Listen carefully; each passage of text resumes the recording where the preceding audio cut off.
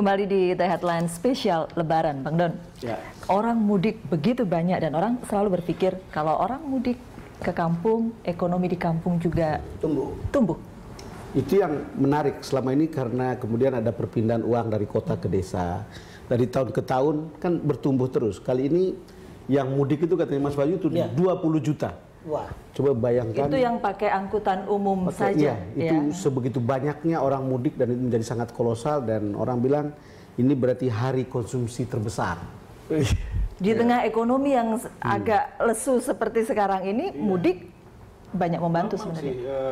Pertumbuhan dana yang beredar ya tahun lalu menurut BI 118 triliun minus 7 dan plus 7 sebelum 7 hari sebelum Lebaran dan 7 hari setelah Lebaran. Tahun ini dipersiapkan 125 triliun.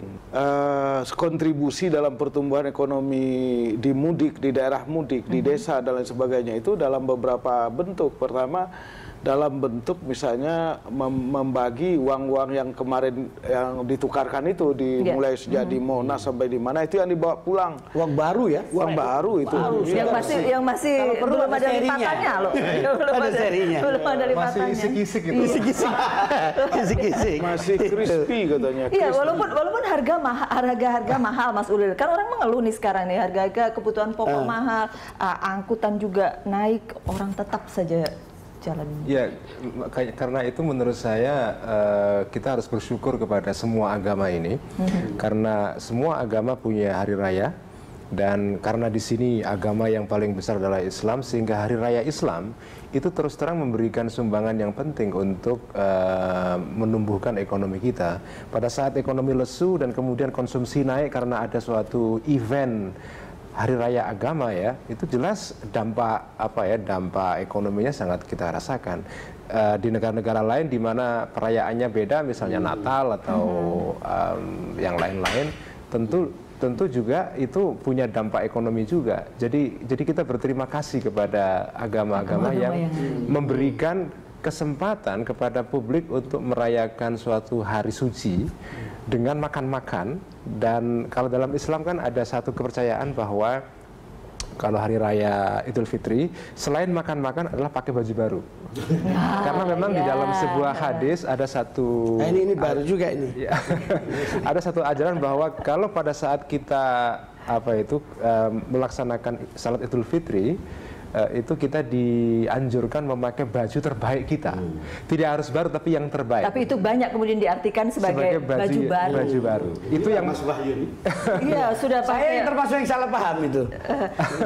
Yang penting pahamnya jangan salah. Mas Wahyu bolak-balik mudik itu. Gini, karena saya masih ada darah Maduranya ya. Jadi Mudik Madura. Mudik NU pula ya, Mas? NU pula. Iya. Jadi almarhum bapak saya kan orang Madura. Itu selalu ini setelah suasana Lebaran, sebelum jauh-jauh hari udah diteleponin, ditanyain, Bantoron yuk katanya, Bantoron, kamu turun nggak? Ya. Pulang kampung nggak, mudik nggak? Mudik itu toron bahasa Maduranya. Toron. Iya, kalau saya nggak datang itu dosa besar itu. Kalau saya nggak datang. Ya kalau sekarang ya sudah nggak datang, nggak apa-apa. Yang penting itu tadi isi-kisiknya tadi itu. Isi-kisiknya dikirim. sekarang kalau tidak mudik kirim SMS. Kirim SMS atau WhatsApp. Terus ada WhatsApp, udah bisa rasanya ya kan. Tapi itulah rasanya ada perasaan yang nggak tahu ya, kalau kita nggak pulang walaupun orang tua sudah nggak ada itu jadi ada perasaan yang salah gitu loh perasaan. Iya, jadi ya, bagaimana rasanya kembali ke keluarga inti. Tapi kalau pulang aja nggak bawa apa-apa juga lebih salah lagi itu. Ya kan? Tapi pernah nggak pulang nggak bawa apa-apa? Lah ya itu, saya pernah kadang-kadang kelupaan nyusul sini karena dalam proses teknis ya, yang penting sudah ini simbolik aja nanti nyusul. Tapi kok kewajiban nggak sih membawa sesuatu? Nah, nggak ngerti. Tanya ahlinya ini. Saya kira ya haruslah ya. Karena ini juga pulang mudik itu sekaligus juga untuk memperlihatkan sekaligus bahwa mereka yang kembali ke mudik ke kampungnya ini mencapai tingkatan sampai batas keberhasilan lah. Jadi berhasil ya dengan mungkin dalam bentuk misalnya dia bisa membelikan paket makanan atau paket hadiah lebaran yang terdiri dari baju koko, mukena, kain sarung, ya kan, Kalau dengan tangan hampa aja, maka kemudian ya diterima juga sih. Cuma kayaknya kok kurang berhasil.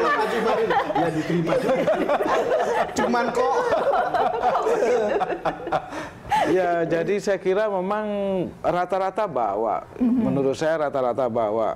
Iya, dan kalau sekarang itu bagus. Tapi kan begini juga ya. Kadang-kadang ada juga semacam demonstration effect dari pulang itu. Kan banyak orang yang tersedia pesawat, tersedia kereta api, tapi bawa mobil pribadi. Walaupun macet-macet gitu, tapi juga dia memperlihatkan itu sampai di kapal. Tapi tunggu, soal pesawat, kereta api, dan mungkin angkutan darat lainnya, itu mesti cek. PT KAI itu buka untuk pemesanan tiket penerbangan. Itu nggak sampai 1 hari. Habis. Sebelum puasa malah. Iya. Dan ini mengalahkan konser apapun yang paling top di dunia. Iya benar. Iya benar. Ini cerita teman-teman yang kemudian ingin memesan tiket kereta api. Jadi sebelum jam pukul 12 malam itu dia sudah buka internet. Iya. Dan itu baru tidak mengurangi orang bawa pulang mobil, bukan? Iya.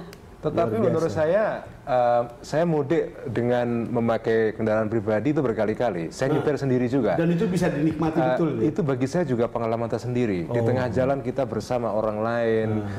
Yang sama-sama mudik gitu ya Mas Leo? Sengsara karena kemacetan. Jadi saya pernah satu ketika dari Jakarta, sampai dari Jakarta jam 8 malam, itu subuh baru nyampe Kerawang. Jadi ada macet rasa Jakarta yang rutin, ada macet rasa mudik. Rasa Idul Fitri. Beda. Rasanya beda nggak? Beda banget. Nah, di tengah-tengah itu ada banyak kelucuan-kelucuan yang nanti bisa kita kisahkan ke anak-anak kita saat kan. Misalnya kelucuan-kelucuan itu bajai itu dibuat mudik juga. Dan barang-barang ditaruh di atas atap baja itu, dan itu melihat itu kita luar biasa. Jadi ini melihat jerih payah orang untuk ketemu keluarga pada momen Idul Fitri ini. Mereka lakukan apa saja. Apa saja mereka lakukan. Itu motor dengan modifikasi, betul. Tambahan barang-barang itu ngangkut itu luar biasa. Tentu memang kita tidak bisa melupakan aspek kecelakaan ya. Iya. Kadang-kadang orang lupa pada aspek keselamatan. Jadi kalau kita bercerita tentang persiapan mudik, makanya pertanyaan saya ke Prof. Azumardin, motif religius yang paling dalam dari seluruh pengorbanan ini kan kesenangan tapi juga sekaligus pengorbanan sebetulnya. Iya. Apa yang ini? Saya kira ya tadi itu semangat kembali ke asal ya. Di samping juga ini terkait dengan salah satu watak dasar atau distingsi Islam Indonesia. Jadi 2 tahun yang lalu saya pernah diwawancarai langsung oleh CNN, nanya itu, mereka itu heran. Dari 3 negara berpenduduk mayoritas Muslim, ternyata orang Muslim Indonesia itu yang paling generous dalam giving and sharing. Giving and sharing, dan 98% itu memberikan lah giving dan sharing dalam bentuk infak, sedekah, zakat, kemudian dan lain-lain sebagainya. Puncaknya itu adalah mereka herannya itu pada Ramadan dan Idul Fitri gitu. Kenapa bisa terjadi hal seperti itu?